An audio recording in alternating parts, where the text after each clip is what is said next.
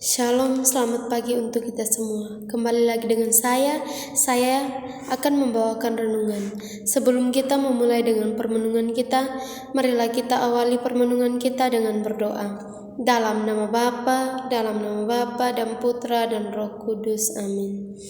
Ya Tuhan, terima kasih atas kesempatan yang Engkau berikan kepada kami, sehingga kami semua dapat berkumpul di tempat ini untuk mendengar dan merenungkan sabda-Mu. Semua doa dan permohonan ini kami sampaikan kepadamu lewat perantaraan Kristus Tuhan kami. Amin. Marilah kita bersama-sama mendengarkan firman Tuhan. Tuhan sertamu dan sertamu juga.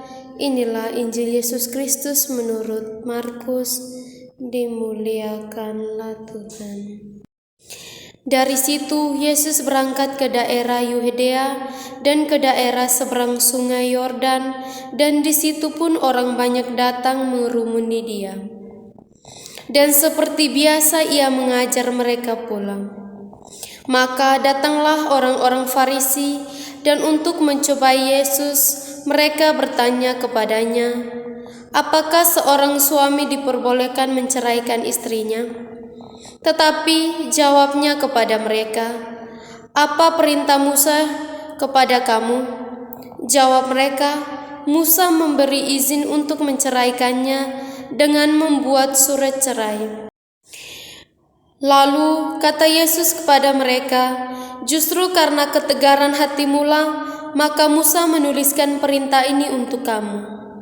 Sebab pada awal dunia, Allah menjadikan mereka laki-laki dan perempuan. Sebab itu, laki-laki akan meninggalkan ayahnya dan ibunya dan bersatu dengan istrinya, sehingga keduanya itu menjadi satu daging.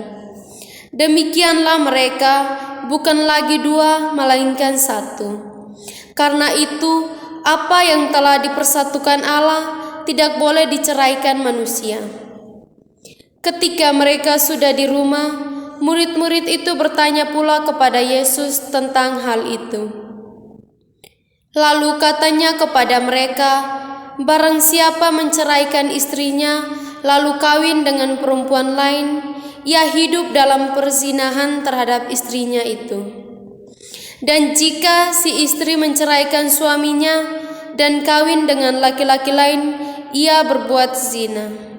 Demikianlah sabda Tuhan. Terpujilah Kristus. Marilah kita mendengarkan renungan.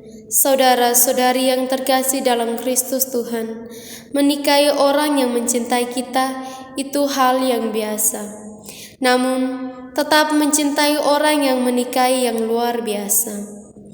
Dalam pernikahan, seorang laki-laki dan seorang perempuan berhutang untuk setia dalam suka maupun duka, dalam untung maupun malang, dan sakit maupun sehat. Perjanjian antara suami istri harus dilakukan secara sungguh-sungguh dengan sepenuh hati dan jiwa. Saudara-saudari yang terkasih dalam Kristus Tuhan, ketika suami istri dalam keadaan suka untuk dan sehat, jika bersama dengan kesetiaan, lebih mudah diciptakan. Bahkan hal itu terlihat biasa. Akan tetapi, pasti jauh lebih sulit untuk memperhatikan kesatuan dan kesetiaan itu jika mengalami situasi duka, malang atau sakit. Namun jika mereka menghayati hakikat perkawinan itu, justru di saat sulit, inilah yang luar biasa, suami istri hidup selaras dengan Allah.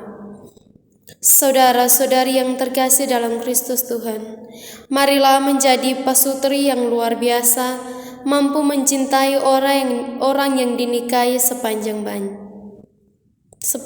hayat. Semoga. Amin. Setelah kita mendengarkan renungan, marilah kita menutupi permenungan kita dengan berdoa. Ya Allah, sumber cinta, mampukanlah kami untuk tetap saling mencintai, menjadi terutama pada saat-saat kehidupan yang sulit. Nama-Mu kami puji kini dan sepanjang masa. Amin. Dalam nama Bapa dan Putra dan Roh Kudus. Amin.